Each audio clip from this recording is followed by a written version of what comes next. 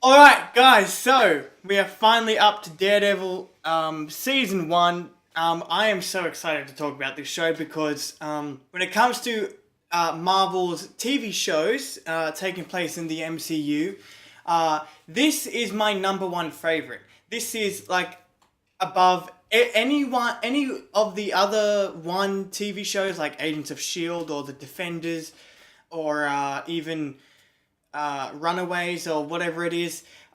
Daredevil is just is my number one favorite, and like I did for my review for Captain America: The Winter Soldier, I won't be revealing any secrets or any plot points or anything like that in for my review of season one. For season two, I'll go more in depth on that. But for this season, I kind of want to keep it a little secret, because that's how much I love it. The reason why I did that for my review for The Winter Soldier is because I love that season so much that I just wanted people to get the most. I love that movie so much. Sorry. The reason why I didn't reveal any plot points or anything about The Winter Soldier is because I loved it so much that I didn't want to reveal anything about the movie. So that same rule applies to this first season of Daredevil because I just love it so much. It is very nostalgic for me.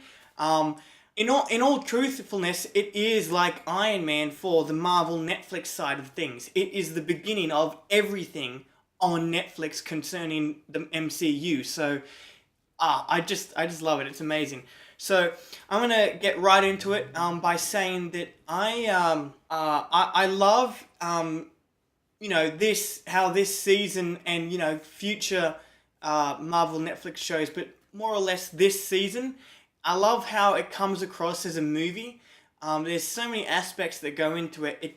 It is just like the writing and the production is just compared to say shows like The Flash or Arrow or Agents of Shield. The production is a little bit more professional, I guess you could say. I don't know if it is more professional, but it just comes across like that because set pieces and the writing and I don't know. It all feels like I'm watching a movie. And I think what a lot the two main things that go into that is that firstly the show is 13 episodes long.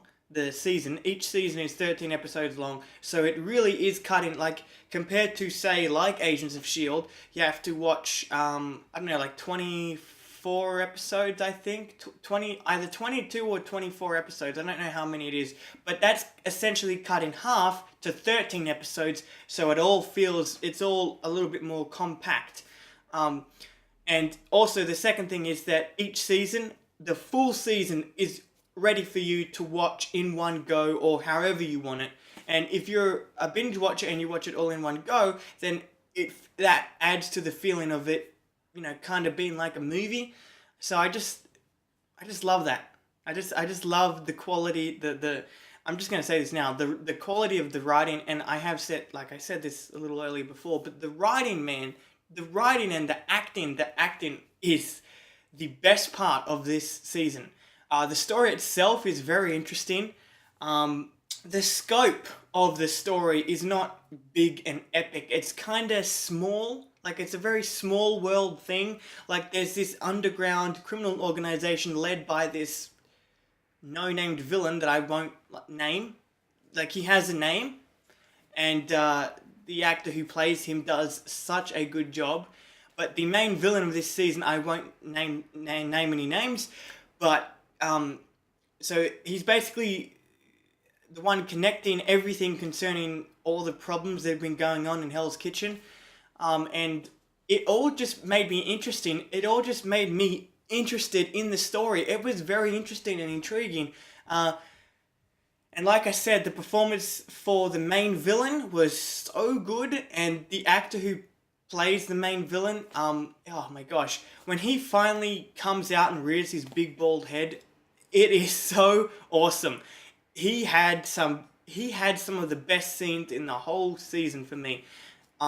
Very brutal scenes as well, and the performance, as I keep saying, it was so good.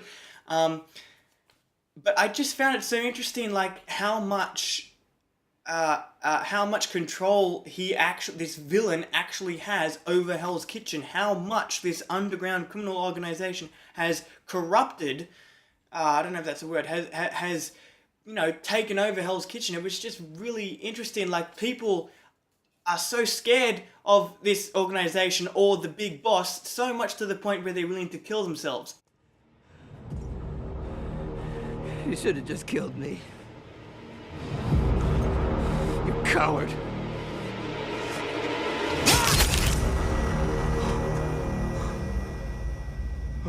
It's so good, man. It's just, it's so intriguing. But one character that I loved more than Stick, that I loved more than Foggy, that I loved more than Karen and Ben Urich, and even the main villain himself, the one character that I loved more than any of them was Matt Murdock / Daredevil himself. He was amazing.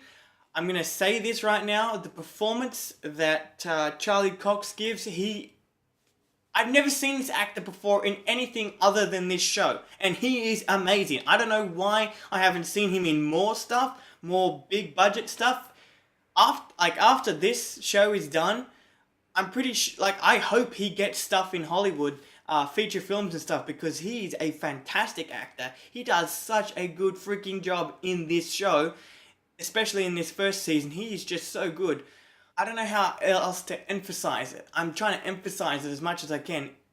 He was just great in this show. But one thing that I noticed with Daredevil, now I haven't read Marvel Comics. I haven't read, as I keep saying in all my videos about Marvel, I haven't read any comics. I haven't read any Daredevil comic books, so I don't know that much about Daredevil other than what I have seen in the TV show. But from what I have seen of the TV show, he is like Marvel's Batman. Both are driven by morals, both don't kill, and both come out at night and have like ears or horns on their mask. And now because of this one season of Daredevil, I actually want to read Daredevil comics. Like, I'm not a fan of Marvel's comic books at all. I don't know if I've said that before. Like, I know I've said I haven't read any of their comics, which I haven't. I've only read like one, and that was Civil War.